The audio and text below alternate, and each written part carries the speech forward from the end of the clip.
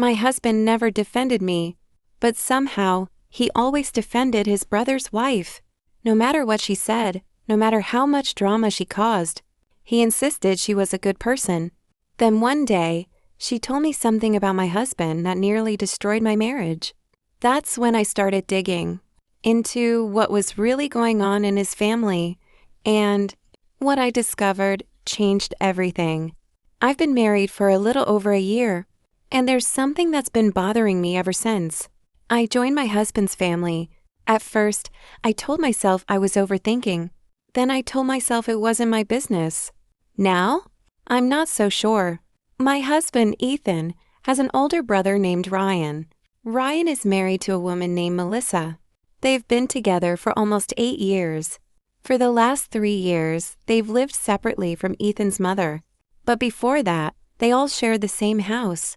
And according to Melissa, those years were absolute hell. At least, that's what she told me.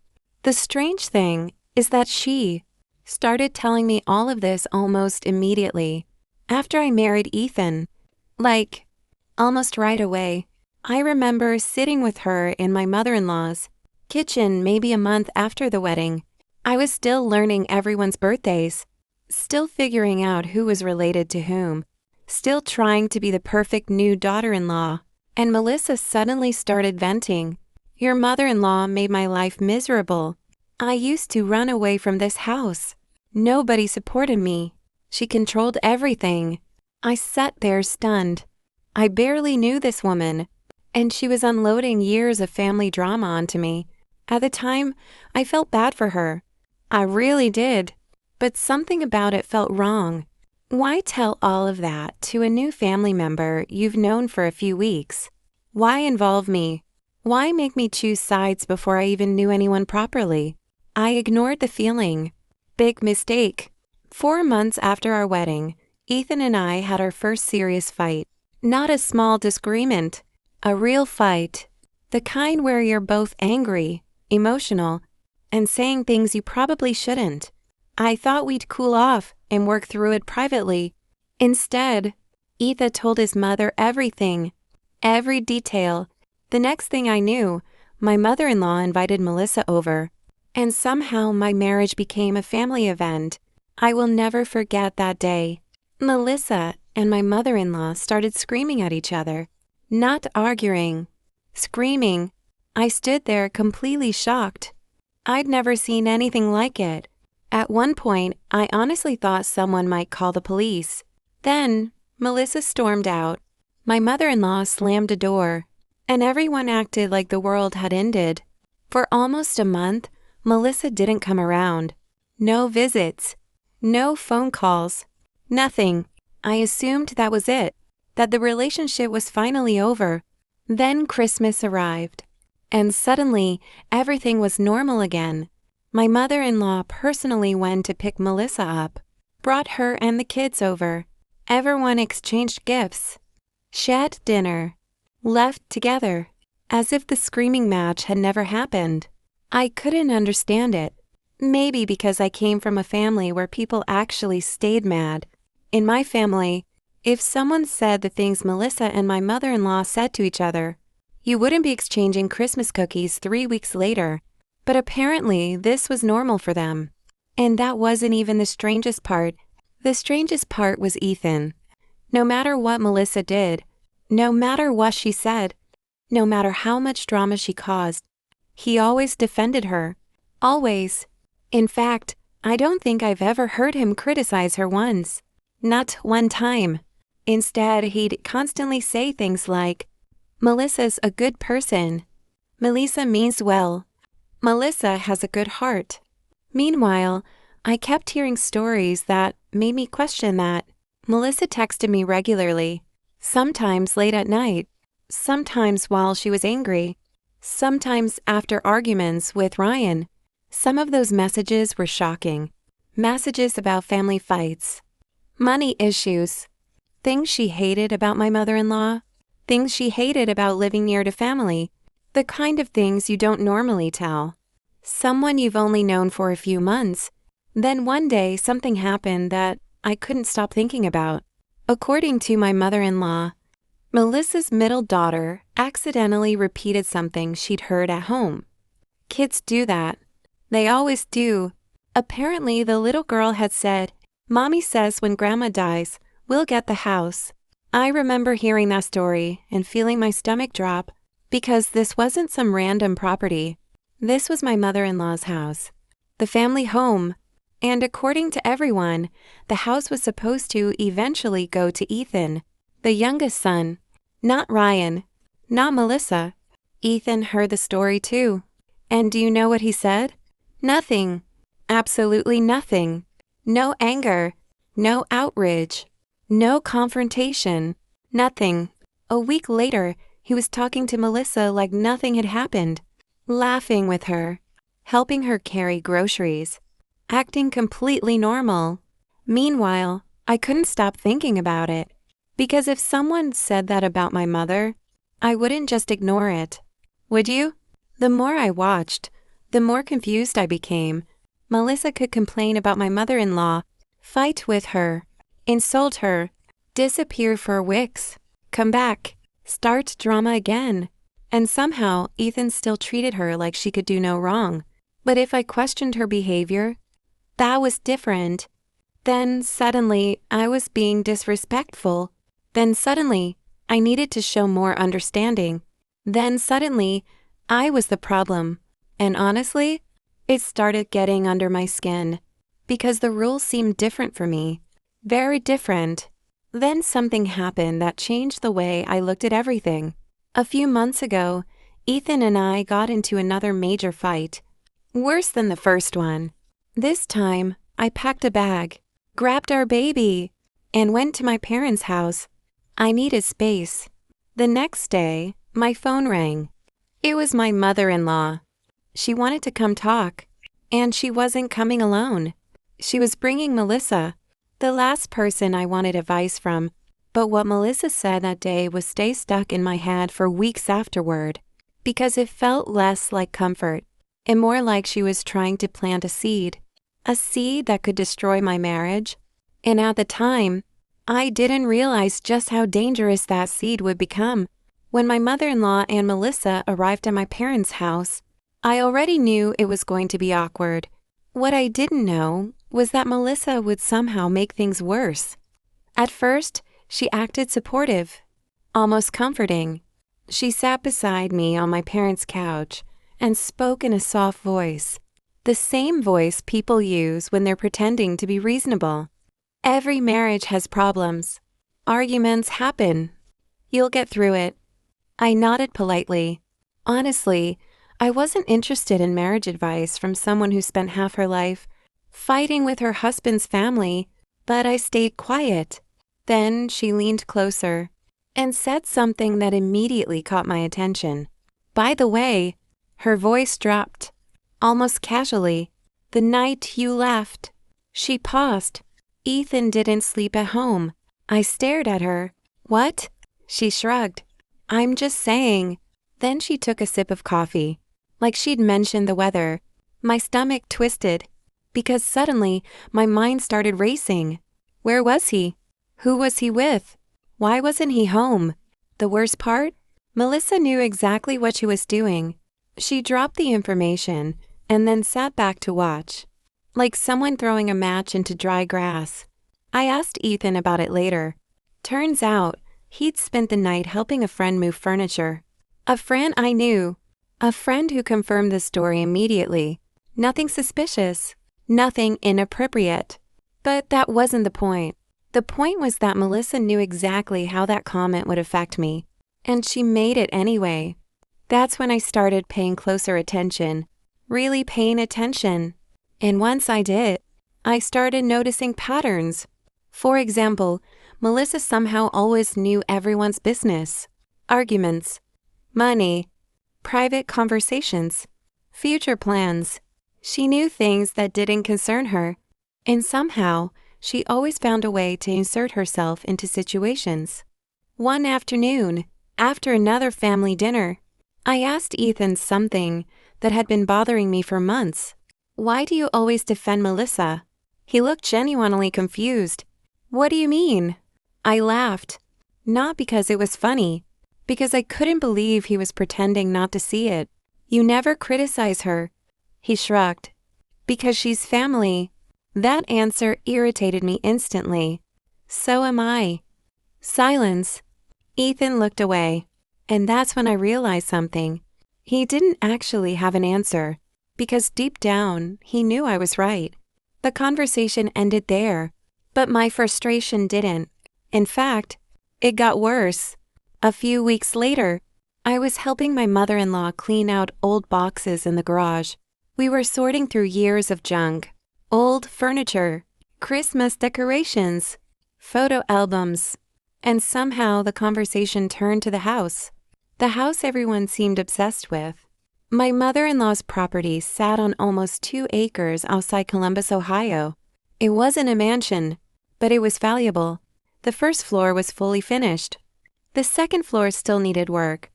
Ethan and I had already talked about renovating it someday. We were living there now, raising our baby there, planning our future there. Naturally, we'd be the ones putting money into it, fixing things, building things, improving things. That's when my mother-in-law said something interesting.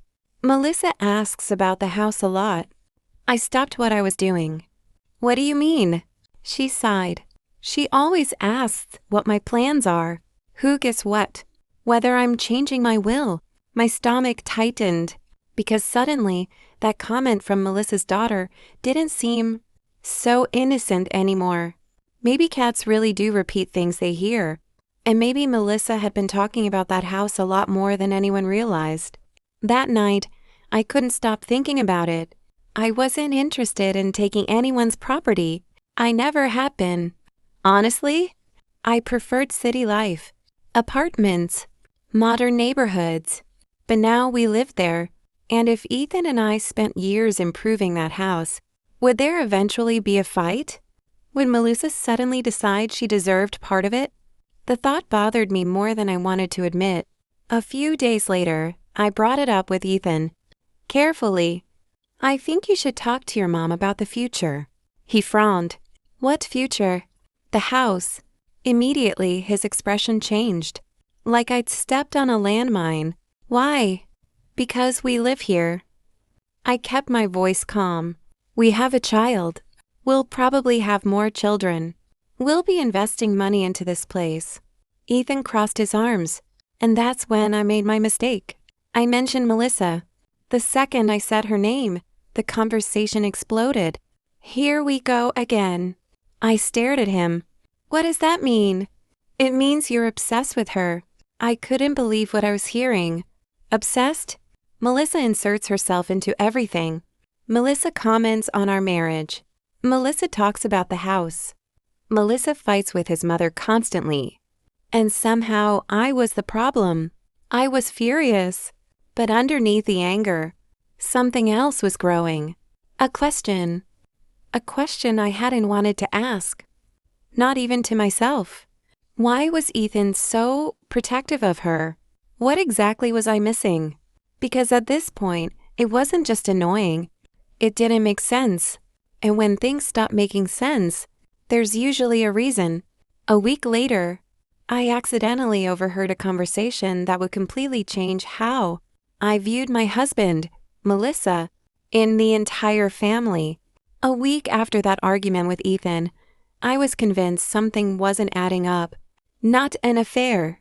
Not exactly, but something. Because no matter what Melissa did, no matter how much drama she caused, no matter how many boundaries she crossed, Ethan always defended her, and I couldn't understand why.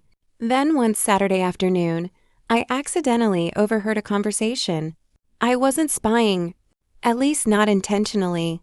I had come back early from grocery shopping and walked into the garage through the side door.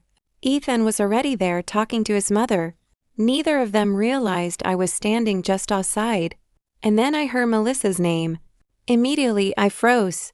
My mother-in-law sounded exhausted. I'm tired of cleaning up after her mistakes. Ethan sighed. I know. That caught my attention, because it was the first time I'd ever heard him criticize Melissa. Ever. His mother continued. She causes problems, and somehow everyone else has to deal with them. Silence. Then Ethan said something I wasn't expecting. Ryan won't. I frowned. What did that mean? His mother laughed bitterly. No, he won't. Then Ethan explained, and suddenly, everything started making sense. Apparently Ryan, his older brother, had spent years avoiding conflict. Years. Whenever Melissa fought with his mother, Ryan stayed quiet. Whenever Melissa caused family drama, Ryan stayed quiet. Whenever Melissa crossed boundaries, Ryan stayed quiet. And eventually everyone else learned to compensate, including Ethan. Especially Ethan. For years he had been playing peacemaker, trying to keep everyone calm, trying to prevent explosions, trying to stop family gatherings from turning into wars. The problem? He got so used to managing everyone else's emotions that he stopped setting boundaries. Even when boundaries were needed. Especially when boundaries were needed. I stepped into the garage. Both of them looked surprised and slightly guilty, like teenagers caught talking behind someone's back. I crossed my arms. So, that's it? Ethan looked confused. What's it? You're not defending Melissa because she's right. He rubbed his face, almost embarrassed. No. His mother laughed. Trust me, nobody thinks Melissa is right most of the time. That was probably the most honest thing I'd ever heard her say. For the next hour, we actually had a real conversation. Maybe the first real conversation we'd ever had about this family. No yelling, no accusations, no defensiveness, just honesty. And what I learned shocked me. Apparently, Melissa had been threatening to leave Ryan for years. Every major disagreement, every family conflict, every argument, the same threat. I'm leaving. I'm taking the kids. You'll never see us again. Over and over. After nearly a decade, everyone had become conditioned to avoid setting her off. Even when she was wrong. Especially when she was wrong. And Ethan admitted something that surprised me. He wasn't defending Melissa. He was avoiding drama. There was a difference. A huge difference. The problem was that, from my perspective, the result looked exactly the same. I told him that, and for once, he agreed, completely. Then came the topic I'd been obsessing over for months. The house. The famous house. The house that seemed to create tension every time someone mentioned it. I looked directly at my mother-in-law. Can I ask something honestly? She nodded. Does Melissa think she's getting this house? The room became quiet. Very quiet. Then my mother-in-law burst out laughing. Actually laughing. I stared at her. What? She shook her head. No. Then she opened a drawer and pulled out a folder. Inside were legal documents. Signed years ago. Long before I met Ethan. Long before our wedding. Long before Melissa moved out. The house had already been placed into a trust. Everything was already legally arranged. No confusion. No uncertainty. No future battle. Nothing. The property would eventually go to Ethan. Exactly as everyone had always said. My jaw nearly hit the floor. All these months. All these worries. All these scenarios I'd created in my head. And the decision had already been made years ago. My mother-in-law smiled. I thought everyone knew. Apparently not. I glanced at Ethan. He looked almost embarrassed. Why didn't you tell me? He shrugged. I didn't think it mattered. Men, honestly, sometimes they create problems simply by refusing to communicate. That evening, I felt lighter than I had in months. Not because every problem disappeared, because finally I had answers. Real answers. The next surprise came a few weeks later. Melissa found out that I knew about the trust, and she wasn't happy. Not angry. Just quiet. Too quiet. For the first time since I'd met her, she stopped making comments about the house. Stopped asking questions. Stopped bringing it up entirely. And somehow, that told me everything I needed to know. A few months later, Ethan and I welcomed our second child, a baby girl. Life became busy, exhausting, wonderful, and surprisingly, family drama became less important. I still wasn't Melissa's biggest fan, probably never would be, but I stopped letting her live rent-free in my head. Because eventually I realized something. Melissa wasn't the real problem. The real problem was boundaries. Or rather, the lack of them. And once Ethan started setting them, everything changed. Not overnight. Not perfectly. But slowly, he stopped acting like everyone's emotional caretaker. Stopped trying to keep every single person happy. Stopped apologizing for things that weren't his responsibility. And for the first time, I felt like he was putting our marriage first. That's all I'd wanted from the beginning. Not a bigger house. Not an inheritance. Not family approval. Just to know that when push came to shove, my husband would choose our family. And eventually, he did. Looking back now, I realize I wasn't really worried about property. I was worried about my place in the family, about whether I'd always come second to everyone else's feelings. The house was just a symbol. The real issue was respect, trust, and boundaries. Once we fixed those, everything else became much easier, even Melissa. Well, almost